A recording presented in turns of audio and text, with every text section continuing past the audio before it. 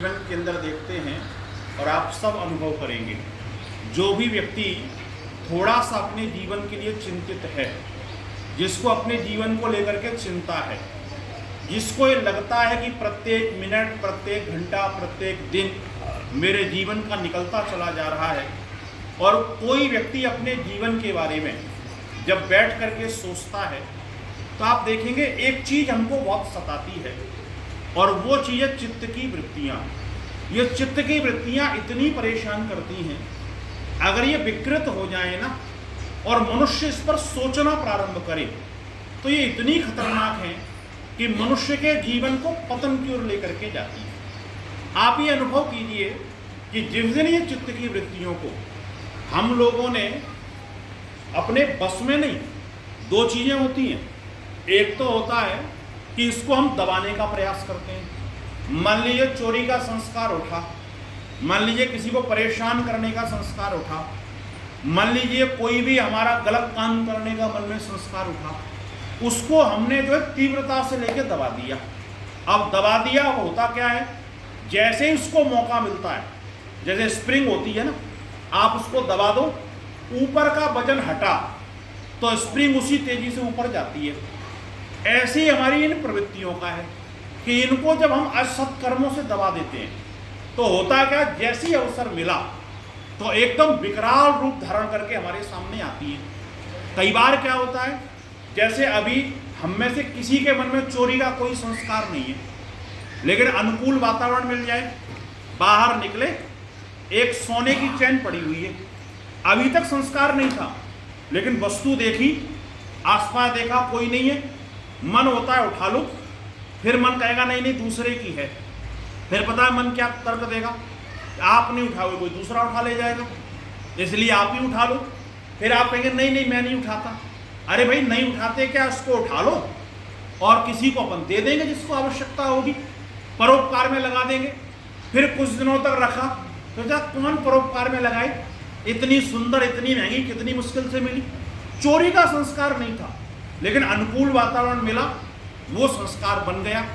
पर शास्त्र कहता है एक साधक व्यक्ति को अपने जीवन के अंदर जो ये दुष्प्रवृत्तियां हैं इनको दबाना नहीं है। एक शब्द का प्रयोग वहां पर किया, इसको दग्ध बीज कर देना है।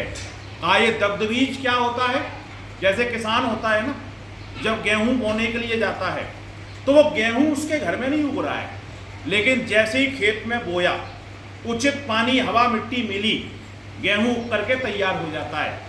ऐसे ही भावनाएं हमारी अभी नहीं, उचित अनुकूल वातावरण मिला, वो एकदम जागृत हो जाती हैं। लेकिन उसके लिए क्या करो, जो गेहूं आप बोने के लिए ले जा रहे हैं, नीचे से अग्नि जलाइए, एक कढ़ाई में गेहूं डाल दीजिए और गेहूं को लेके जो है आप भून दीजिए।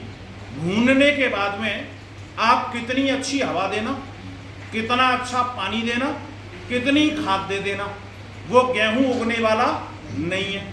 ऐसे ही क्या करना पड़ता है, अपनी वृत्तियों को जप के द्वारा, तप के द्वारा, अच्छे स्वाध्याय के द्वारा, अच्छी प्रवृत्तियों के द्वारा भूनना पड़ता है, दबाना नहीं पड़ता। आप दबाने की कोशिश करोगे ना तो एक को दबाओगे और कई सारी उठ करके खड़ी हो जाएंगी। मैं सुनाया करता हूं, एक बार एक सौदागर गांव-गांव में घूम करके गाय के बछड़े खरीदने का काम करता था। जिसको खरीदना उसको बेच देता था, जिसको बेचना उससे खरीद लेता था। करते करते करते करते उसके बाद 200-250 बछड़े हो गए। अब आप सोचो 250 बछड़े संभालना कितना कठिन काम। अब उसने एक नौकर से बात की, बोले देख दिन में तो मैं देखा रहूंगा, रात में इनको तू देखा करना। नौकर ने एक दिन आके पूछा मालिक से, मालिक दिन भर तो मैं आपके साथ रहता हूँ, रात में बछड़ों को देखूं तो मैं सोऊंगा कब, मैं तो बीमार पड़ जाऊंगा। मालिक बड़ा होशियार था, उसने कहा अच्छा एक काम करना, जब ये पूरे बछड़े बैठ जाएं तो तू भी जाके आराम से सो जाना, लेकिन ध्यान ये रखना कि एक भी बछड़ा खड़ा हुआ और तू सो गया तो मैं पैसे काट लूंगा। बोले ठीक बात। शाम हुई तो लगभग 7 बजे तो 200-250 बछड़ों में से 150-100 बछड़े जो बैठे थे और बाकी खड़े थे। इसने कहा ठीक है अभी तक बैठ गए, अब एक काम करते हैं कि जब तक 9 बजेंगे तब तक ये सारे बैठ जाएंगे। लेकिन जब 9 बजे ना, तो क्या हुआ कि जो खड़े थे वो तो बैठ गए और जो बैठे थे वो खड़े हो गए। अब ये रोज का नाटक हो गया कि जब वो आधे बैठे आधे खड़े, आधे बैठे आधे खड़े। एक दिन इसने क्या किया, सारे बछड़ों को हाथ फेर फेर के सबको लगभग 9 बजे तक बिठा दिया। एक अक्खड़ सा बछड़ा था, अब उसको हाथ फेरे, बैठे ही ना। अब इसको ये गुस्सा आए कि कमबख्त ये बैठे तो मैं सोऊं जा करके, इसके चक्कर में भी थोड़ी देर में सारे खड़े हो जाएंगे। उसको गुस्सा आया, उसने बछड़े को उठाया और जमीन में धड़ाक से पटका। जैसे ही पटका तो कहा वो वाला बछड़ा तो बैठ गया, लेकिन धड़ाक की आवाज से सारे उठ के खड़े हो गए। बस हमारे जीवन में यही होता है कि एक दुष्प्रवृत्ति को हम तीव्रता से दबाने का प्रयास करते हैं, और जैसे ही दबाई तो वो वाली तो दब गई, लेकिन दूसरी उठ करके इतनी सारी खड़ी हो जाती हैं। उसके लिए एक ही काम आपको जीवन के अंदर करना है कि उन दुष्प्रवृत्तियों को जड़ मूल से अपने जीवन से निकालने का हम प्रयास करें, और उसके लिए ना बहुत तैयारी करनी पड़ती है। सजग हो जाएं, सचेत हो जाएं। जीवन के अंदर जितनी जल्दी तैयार हो जाएंगे उतना ही हमारा कल्याण हो जाएगा। नई शास्त्र ने कह दिया महती विनष्टि, जीवन के अंदर महान विनाश हो जाएगा। ये अवसर मिला है, इस अवसर के अंदर मनुष्य का चोला कितनी योनियों के बाद मिलेगा कोई पता नहीं है। आप सोच के देखिए, 8 अरब मनुष्य पूरी धरती में बसते हैं। अगर अन्य प्राणियों को आप देखें तो आपके गांव में कितने मच्छर होंगे, गिनती करके देख लीजिए।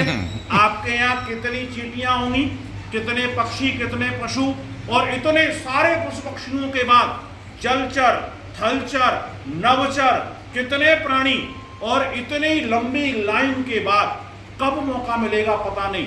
अभी मौका मिला है, कम से कम मैं कहता हूं मोक्ष में नहीं पहुंच पाएंगे मुझे पता है, पर इतना तो हम करते चलें कि अगला जन्म मनुष्य का हम सुनिश्चित कर लें। और ऋषि दयानंद कहते हैं 50-51 का रेशो होगा तो काम ठीक ठाक है। अगर आपके पास 51% अच्छे काम हैं, 49% गड़बड़ है तो भी चलेगा। कम से कम 51 बना के रखिए। अगर कहीं वो 50 हो गए ना तो फिर दिक्कत पैदा हो जाएगी। तो अच्छे कामों का संग्रह और अपनी वृत्तियों को हम सुधारने का प्रयास करें। समय यहीं पर पूर्ण होता है। आप सबका धन्यवाद।